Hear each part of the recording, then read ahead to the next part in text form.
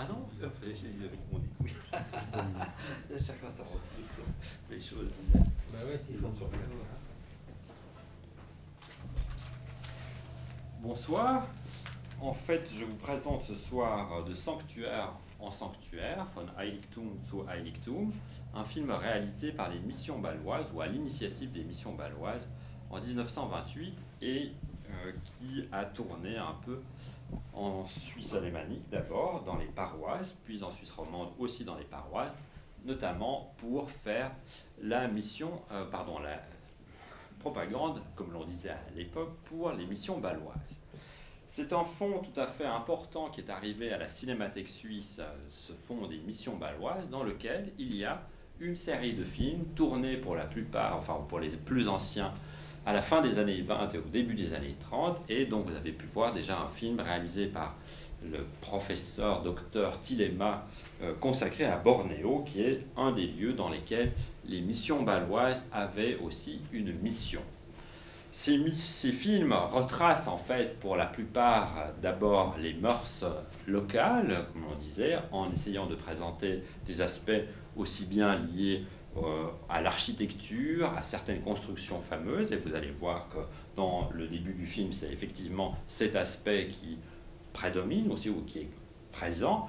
Puis après, il y avait souvent une partie consacrée aux mœurs religieuses, aux coutumes religieuses, et vous verrez que dans ce film, il y a aussi une partie relativement importante qui est consacrée justement à certaines formes d'hindouisme ou de brahmanisme, et ce sont donc là des images qui pour cela restent tout à fait étonnantes dans la mesure où elles constituent une documentation à ce niveau certainement unique et qui méritait largement donc d'être restaurée dans la mesure où ces films, pour la plupart, étaient bien sûr tournés en nitrate et non pas, disons, connus de préservation autre que celle-là. Et donc le film a été restauré pour pouvoir vous être présenté aujourd'hui.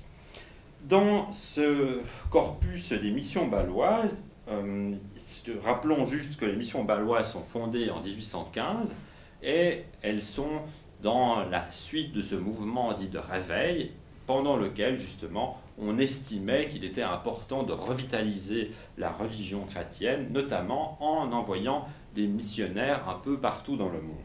Et dès 1834, il y a une mission en Inde, notamment à Mangalore, où vous verrez, il est construit une grande église en 1862. Et, outre la religion, donc qui est un aspect important, l'autre aspect important, bien sûr, c'est l'éducation et les écoles. Et comme vous le verrez aussi dans le film, c'est une part tout à fait importante de l'information qui nous est transmise. Et à Calicut, il y a en 1909 un collège qui est fondé et qui, à ce moment, va servir d'une certaine manière aussi à la constitution, à la préservation, si on veut bien, des élites locales. Et donc ça, c'est un des aspects tout à fait importants. L'autre aspect que l'on voit aussi par la bande à travers un tel film, c'est le conflit européen, ou disons ses conséquences. Jusqu'en 1914, en fait, une partie très importante des missions sont là liées à l'Empire allemand.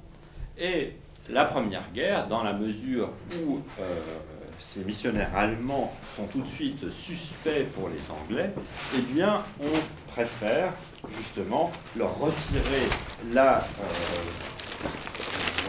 maintenance, la direction de ces missions et de les confier à des missionnaires bâlois. Il y a un temps de transition où ce sont des gens de la mission canaraise qui tiennent en fait les missions, les différents postes, hôpitaux, écoles et églises installées en Inde, et ces missions sont reprises par Bâle en 1928.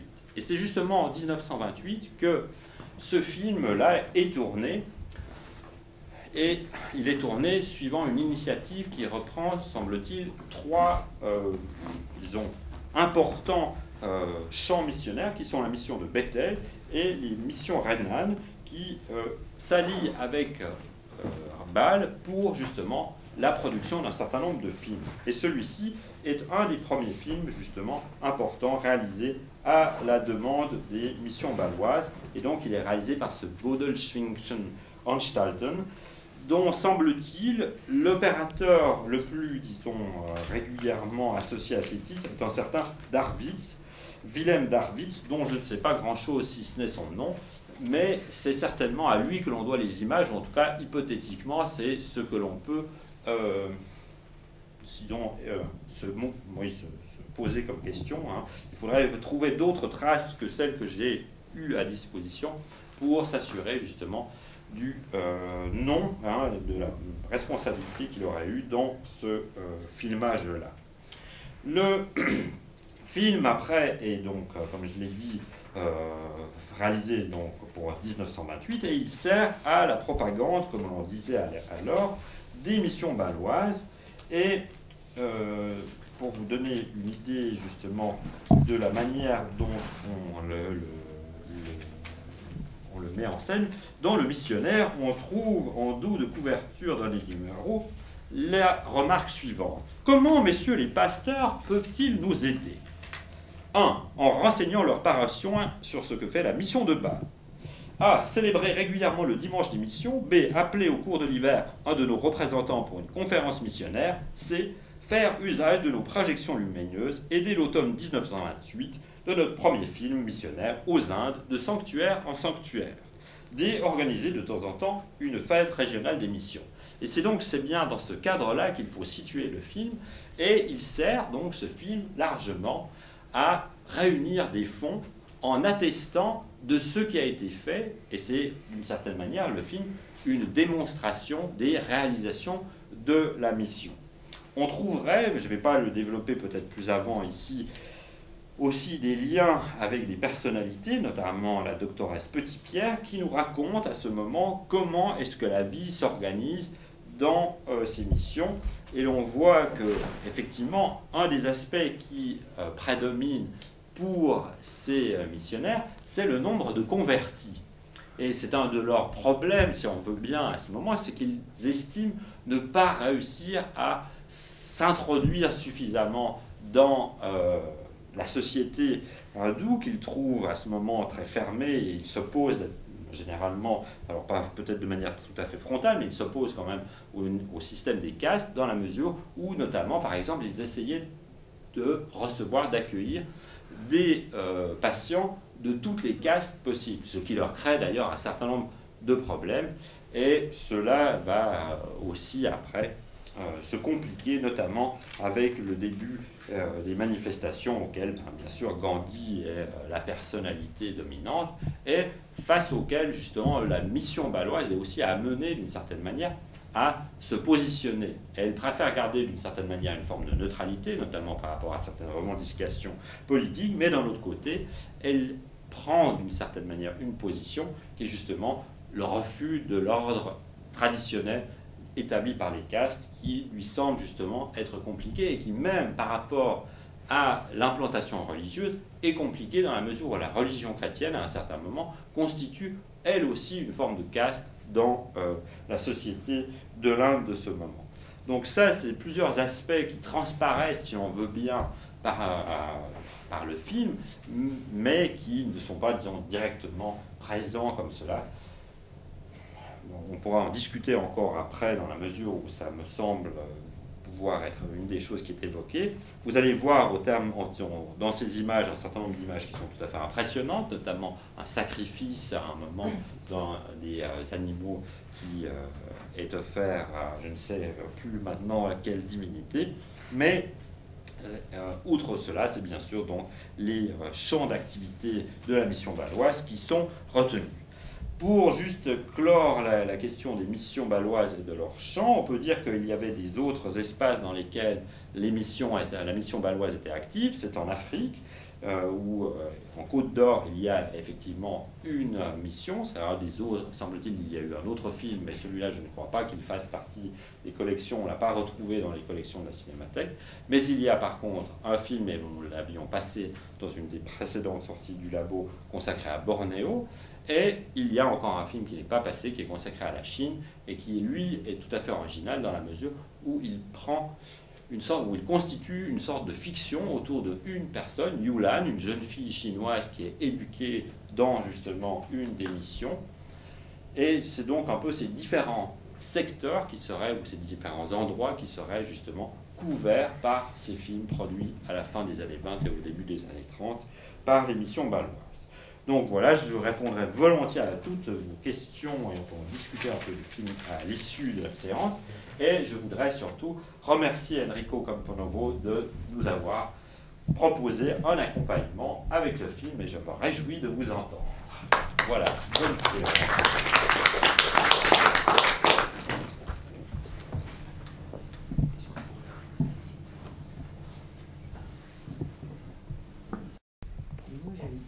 Alors, si quelqu'un veut avoir peut-être d'autres précisions sur l'un ou d'autres des aspects du film, je crois que Michel va aussi nous répondre s'il y a des questions liées à la restauration. Je suis là pour la collecte. Ça va bien. Un sou pour cette mission. Oui, c'est là aussi un sou pour la restauration. Oui, c'est ça, un sou pour la restauration. Mais c'est ma première question parce que est-ce qu'on est sûr qu'on a le film, même s'il est long, le film complet? Je veux juste dire pourquoi j'ai pensé à ça.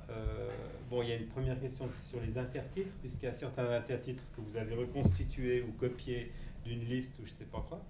Et puis la deuxième, c'est parce que quand on a la présentation du collège, hein, avec le nom anglais du collège, on s'aperçoit au bout d'un moment qu'on a passé au séminaire, c'est-à-dire à un autre type de formation. Et là, on pourrait imaginer qu'il y a un intertitre qui manque, parce que même si on est au courant des choses en 28, on s'attend à ce qu'il y ait une... Alors, est-ce qu'on peut dire que ce film qu'on a vu maintenant est complet? Ce sont assez difficiles de répondre définitivement à une pareille question. Alors, il y a deux copies qui existent, en tout cas, qui présentent des similitudes assez grandes, mais dont surtout le début manquait. Et donc, par la réunion et la comparaison, disons surtout d'abord des deux copies, il a été possible de compléter un certain nombre d'intertitres qui manquaient et d'ajouter une partie, notamment au début. Et donc, ça laisserait supposer que, vu, disons, la grande similitude des deux copies, il y a peu d'éléments qui pourraient manquer autrement. Mais ça, on n'en est pas sûr au-delà de ces deux éléments qui sont conservés à la Cinémathèque et qui ont servi de base à effectivement l'établissement de cet nouvel élément de restauration. Mais ça veut dire que les textes qui sont dans la typographie moderne, ce n'est pas des textes que vous avez inventés, c'est des textes que vous avez repris de l'autre copie. Normalement, c'est ça. D'accord. Il y en avait juste un où la traduction manquait, parce que c'est une version effectivement allemande qui était conservée uniquement, et dans lequel on a traduit un ou deux éléments comme ça. C'est le premier avec Felder. C'est ça. Parce que là, on dit, tiens, bon. Ma deuxième question, c'est tout à l'heure, tu citais au fond une publicité dans une revue protestante. Oui, c'est ça, le missionnaire. D'accord. Alors, la question qu'on a évidemment avec ce genre de truc, c'est est-ce que vous travaillez avec une chose dont les informations se résument à la copie que vous avez, ou bien est-ce qu'il existe à la fois en termes de production, c'est-à-dire en amont, et à la fois en termes de réception, en aval, un certain nombre d'informations? Alors moi j'ai eu un contact avec les archives des missions bâloises, qui sont une très grande collection en fait, et qui ont servi notamment à l'histoire de plusieurs champs de mission qu'ils ont eu à disposition. En leur demandant ce qu'ils avaient comme matériel lié à ces films, ils ont extrêmement peu de choses. Et donc à partir de là, on n'arrive ni à connaître exactement la production de ces films, ni à avoir des éléments sur leur diffusion, si ce n'est de temps en temps une mention comme dans ces petites publications protestantes sur le fait qu'il y a une projection à Genève suite à une action justement style la semaine des missions ou des choses comme ça, dans lequel on nous dit, mais encore souvent on n'est même pas sûr que c'est bien le bon film qui est passé, dans la mesure où on nous dit un film sera projeté. Et donc avoir la date et la proximité justement des autres, disons, informations liées notamment à l'Inde, que effectivement le film a dû y passer, mais c'est même pas sûr. On a la chance d'avoir à disposition le journal de Genève, dans lequel je me disais qu'en mettant peut-être 2-3 choses, on allait trouver une trace une projection qui aurait été annoncée dans ce journal, mais là on n'en trouve aucune trace. Donc c'est vraiment un peu au hasard des recherches dans des publications missionnaires qu'on peut trouver quelque chose, et souvent c'est très imprécis. J'en ai une troisième, si je peux me permettre. Les missions bâloises, on connaît leur richesse par le volume d'Ethnographica, d'Ethnologica, je ne sais plus quoi, enfin le volume des ethnologues sur les collections, parce que c'était une grosse collection photo. Et donc ma question c'est, en général, ces films, les films de voyage sont doublés par de la photographie. Est-ce que là, les missions peuvent répondre en disant il y a un lien entre le fond photo et le film qu'on a déposé chez vous pour nous en débarrasser? Je ne suis pas allé si loin dans les recherches. D'accord. Mais je pense qu'effectivement, on trouverait du matériel qui complète l'un ou l'autre de ces images. La Cinémathèque conserve aussi un grand fonds qui est maintenant, disons, qui était déposé par ce qui s'appelait avant le département missionnaire roman, qui avant s'appelait la mission de l'Église évangélique réformée du canton de Vaud, et dans lequel on trouve déjà des films tournés en Afrique du Sud et dans certaines régions de la côte ouest de l'Afrique, où effectivement ils ont fait des films aussi dès les années 20. Et là, c'est des films dont on a souvent beaucoup de peine à avoir la moindre, disons, identification. Alors eux, maintenant, ont fait un gros travail d'identification sur des plaques photographiques et les images qu'ils ont faites après. Et certainement, là, en tout cas, à voir, le lien permet effectivement de se dire, quand on voit tel missionnaire, tel médecin, telle infirmière, eh bien effectivement c'est la personne qu'on trouve sur cette plaque, où notamment ont été faites des identifications relativement précises. Donc là certainement aussi Paul Jenkins, qui était l'archiviste en charge de la valorisation et simplement de l'identification aussi de ces collections iconographiques au musée de Bâle, avait fait tout ce travail justement d'identifier qui figure sur telle et telle des photos, mais j'ai pas pris le temps d'aller voir un peu ce qu'il en était, et ce qui nous permettrait certainement de mettre des noms dans certains cas. Là on a vu qu'il y a 2 personnes qui nous sont mentionnées, c'est 3, oui, enfin il y en a plusieurs parce qu'il y a les anciens, il y a Ebige qui est le fondateur, en fait, d'une certaine manière, de cette mission qui était envoyée il y a bien longtemps, mais parmi les personnes vivantes qu'on voit là, il y a la doctoresse Petit-Pierre et Dessous la vie, qui sont effectivement les 2 personnes dont on les voit en activité. Rachel et Abraham. Et il y a effectivement les preuves de l'ancienneté, les preuves vivantes de l'ancienneté de la mission, qui sont aussi présentes à l'écran. Et c'est drôle de voir l'attention qu'on a pris là, de faire un des rares gros plans en fait pour montrer les visages de ces 2 personnes, mais c'est effectivement une des choses qui permettrait d'aller plus loin dans l'identification. On pourrait dire la même chose par rapport au lieu, justement, comme tu as souligné, on voyait que c'est en anglais que sont indiqués le nom ce qu'on nous dit dans les intertitres être le gymnase universitaire de Calicut, et dont on voit que là il porte en fait un nom relativement différent quand on regarde ce qui est inscrit simplement sur le bâtiment. Donc là il y aurait effectivement aussi certainement possibilité d'aller plus loin dans la connaissance qu'on pourrait avoir de ce qui est présent à l'image. Puis peut-être une question pour Michel. Ce qui est arrivé, c'était dans quel état? Parce que ce qu'on voit là, c'est assez magnifique.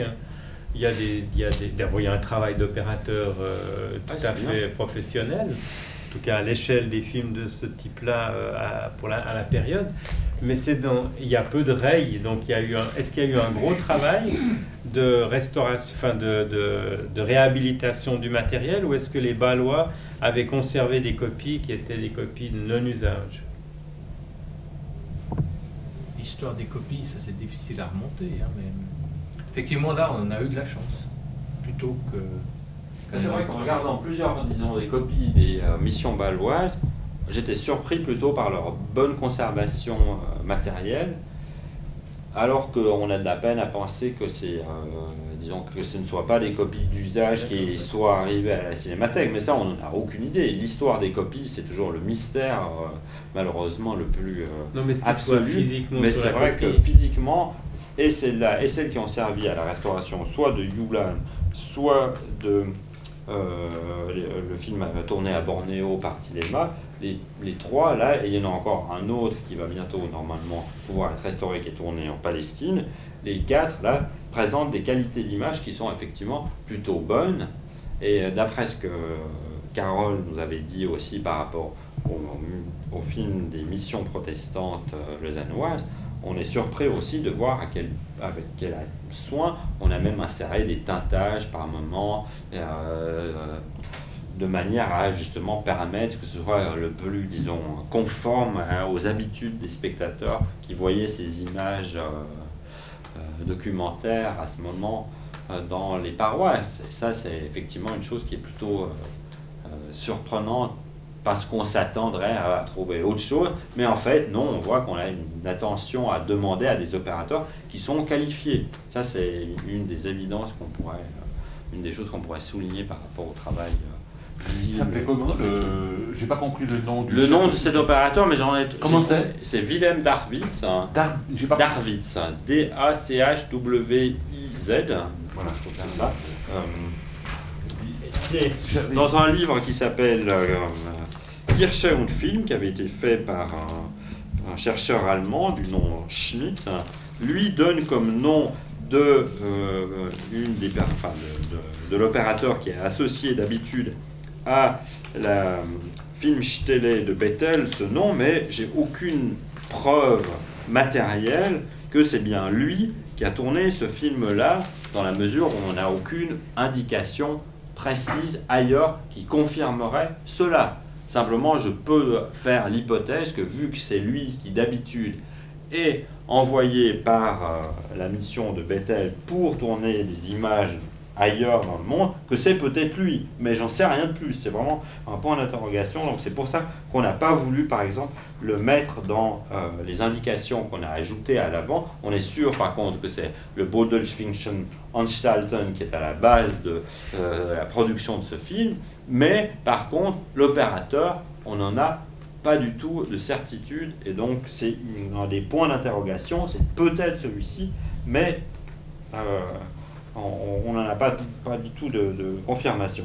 Dans le missionnaire du numéro 3 mars 1928, on nous dit par exemple « Un opérateur est actuellement occupé à enregistrer des vues sur les 3 chants hindous de la mission de Bâle, et dès cet automne, ces films seront mis à disposition des paroisses de notre pays. » Mais rien de plus. Par contre, on voit que pour le film tourné par Tilema, eh bien, on pouvait d'abord trouver son nom et voir que déjà il est plus facilement identifiable dans la mesure où on dit un philanthrope hollandais bien connu des Indes néerlandaises s'est rendu récemment à Bornéo pour y prendre des vues cinématographiques sur le terrain de notre mission. Et donc pour là, les prendre des, ça ne veut pas dire que c'est lui qui les a faits.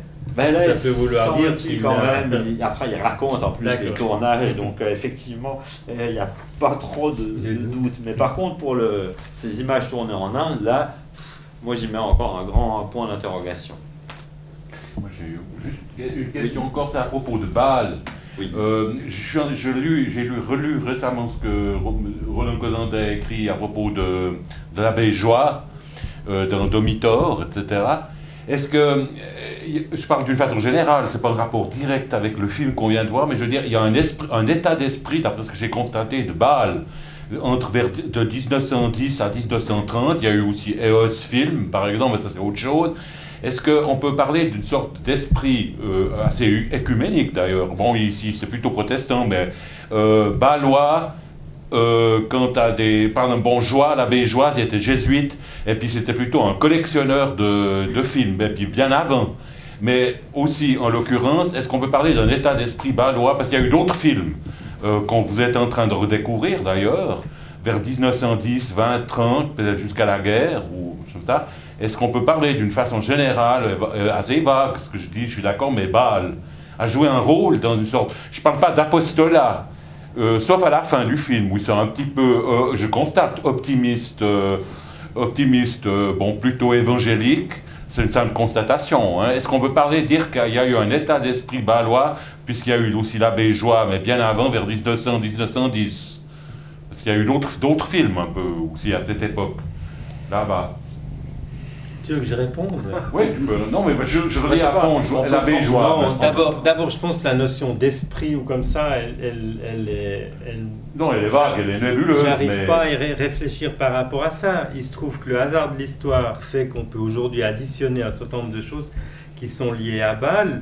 L'une, c'est un prêtre jésuite qui, au lieu d'aller en Inde, va à Bâle, puisque Bâle, c'est protestant. Donc son action est un peu différente. Il collectionne pas, il montre, il accumule. Après, les missions bâloises sont des missions réformées, donc c'est vraiment dans tout un autre esprit. Après, à Bâle, l'esprit bâlois va se manifester plutôt dans l'idée que Bâle devait devenir entre les deux guerres un haut lieu du film éducatif, lié à ce qu'on n'appelait pas l'UNESCO à ce moment-là, mais qui était l'équivalent avec des liens avec la SDN et le cinéma éducatif. Ça a eu un début d'histoire, mais c'est pas des histoires liées.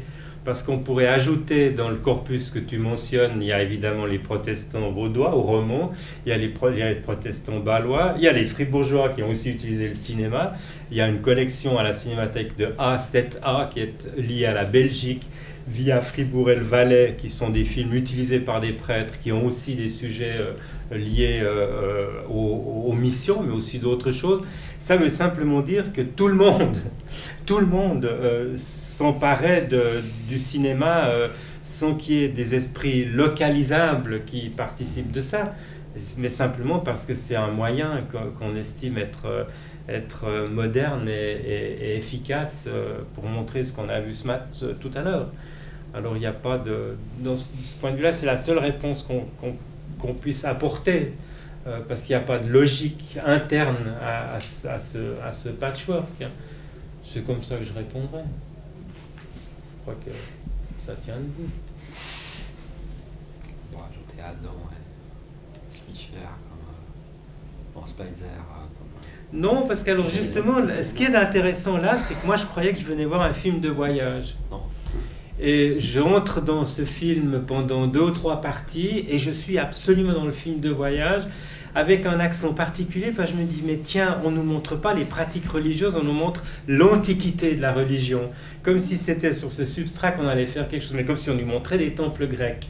Et je sors d'un film sur la Bolivie, tourné en 28, en même temps, et je me suis dit, tiens, je suis là-dedans. C'est curieux quand même. Il ne m'avait pas annoncé quelque chose comme ça.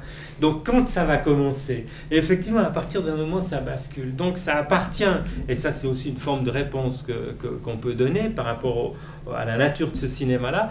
Ça participe à la fois du film de voyage et de façon extrêmement pondérée, d'une certaine manière. Ça ressemble au bouquin de photos de Hurlimann. Hurlimann, à ce moment-là, publie dans une grande série de pays qui sont photographiés un livre sur l'Inde, c'est 26 ou 27. Il y a plus les lieux architecturaux que les gens, mais quand même, ça ressemble à ça. Et tout d'un coup, ça bascule dans quelque chose qui n'est vraiment pas de l'ordre du film de voyage et où l'adresse à un public particulier est claire. Et je pense que si on ne trouve pas la sortie de ce film à quelque part dans le Journal de Genève ou dans la Gazette accessible par Internet, c'est parce que ça a été dans des lieux. Ça aurait pu, mais c'est vraiment dans des lieux qui ne sont pas répertoriés, même pas par les petites annonces, qui seraient le premier lieu de manifestation. Donc on est et vraiment, est ce que tu dis est vrai. La surprise, c'est aussi par rapport aux préjugés communs d'associer le paroissial à de l'amateur, par exemple, pour le théâtre, ou pour Pernou, bien sûr, ça joue, mais pour cette qualité-là d'image, on s'aperçoit que ça appartient vraiment à une autre sphère de la production, tout en étant à la fois orienté vers un public qui peut accepter qu'on lui dise des choses comme ça de l'Inde, mais qui demande aussi qu'on les baptise Abraham, parce que là, ils sont newborn, donc l'attestation est donnée. C'est un peu la réflexion qu'on peut faire. Ça, par rapport à ce point, ce que je me suis posé aussi comme question, c'est de savoir, mais ça on ne pourra pas y répondre non plus, dans la mesure où en Allemagne, il n'y a pas de copie qui a pu exister, s'il n'y avait pas des réadaptations qui ont été faites de ce film. Parce que l'insistance sur Bâle, alors on voit bien que c'est un travail dans différentes missions qui se fait, mais dont on peut se demander si effectivement ils pouvaient, disons, être disons, bien fonctionner, bien circuler par rapport au domaine allemand. Il y a une fiche de censure, hein, donc ça signifie que le film, effectivement, a circulé en Allemagne. On cherchait à... Disons, tous ces films ont pu circuler en Allemagne par, justement, la Filmstelle de Bethel, mais là, on ne sait pas, justement, s'il y a eu des variations, si les copies ont été raccourcies, transformées, et c'est certainement ce qui explique aussi la recherche de qualité qu'on a à ce moment. C'est une diffusion large, en fait, d'emblée, qui est visée et qui doit pouvoir, disons, se comparer à d'autres productions visibles à ce moment sur un écran, pour pas que ça paraisse, justement, le truc un peu amateur qui serait directement négligeable. Il faudrait savoir comment, dans les communautés, on identifiait les gens qui sont nommés à l'image. Parce qu'évidemment, quand on dit la Neuchâteloise, ça ne s'adresse pas à un public j'allais dire de Bavière. Non, ça ne va pas à la Bavière. Il faut que je trouve un coin plus au nord. Il y a un rapport de proximité qui est établi. Ce qui veut effectivement dire que l'hypothèse la plus plausible, c'est que c'est le cas pour beaucoup de ces films de voyage, c'est qu'il y a un remodèlement qui tient compte du rapport identificatoire du public à des gens. Qui sont des modèles, mais des modèles régionaux, si on veut. Parce que je pense justement que si on cite le docteur Günthert à un moment, c'est effectivement un linguiste allemand à ce moment, et missionnaire. On peut bien penser que sa renommée le faisait, disons, connaître de tout le monde à ce moment dans les milieux, disons, cultivés, mais c'est effectivement aussi quelque chose qui devait viser plus spécifiquement un public allemand qui pouvait tout de suite savoir de qui il s'agissait. Alors que nous, maintenant, on est un peu éloigné de ça et on est obligé de regarder dans un dictionnaire pour savoir qui il est. Mais c'est effectivement des personnalités qui, à ce moment, avaient cette reconnaissance et qui, là, n'est pas dans l'identification locale suggérée par les images, notamment, on dit Mademoiselle des Sous-la-Vie de Neuchâtel, et dont on se dit effectivement qu'elle doit attirer l'attention du spectateur roman. C'est une pratique aussi assez courante dans les photos de missionnaires, des choses comme ça, de mettre vraiment le nom et le lieu, mais pas forcément. L'identification, elle est romande plutôt que spécifiquement neuchâteloise. Je jetterai un coup d'œil quand même dans les registres du musée pour voir si ces petits pierres de Sous-la-Vie n'ont pas donné des collections, parce que souvent les missionnaires ramenaient les collections pour le musée, enfin donnaient à... Jusque dans les années 20 encore? Ouais. Encore, on peut encore recevoir des choses qui viennent de familles missionnaires, encore des objets. Donc, je jetterai vite un coup d'œil demain, voir ce qu'il en est. C'est curieux, il n'y a aucune référence aux Britanniques.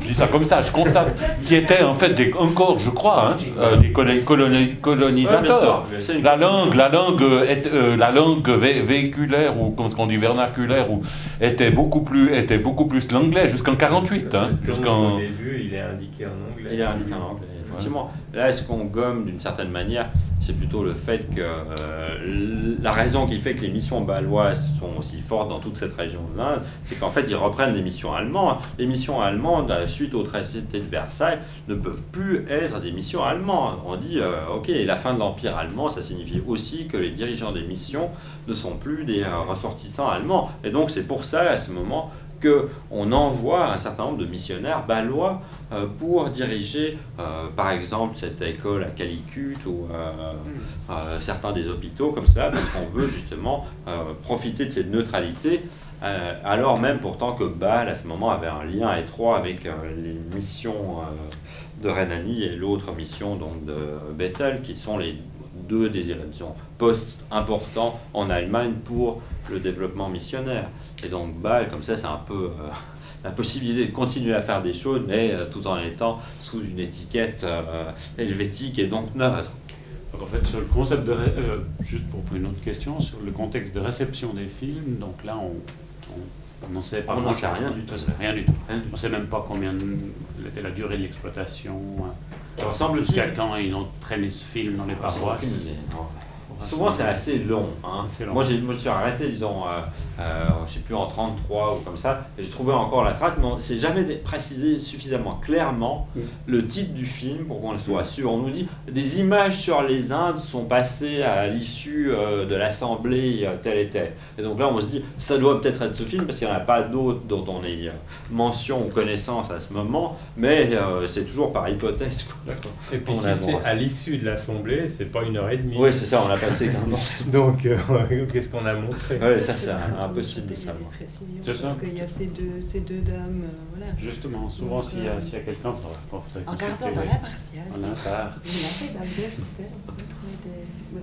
Ah oui, je pense qu'effectivement. Parce Combien qu'en plus, c'est des de personnes. personnalités. La doctoresse Sur la Petit-Pierre, elle envoie régulièrement des courriers justement aux missionnaires qui sont reproduits extensivement.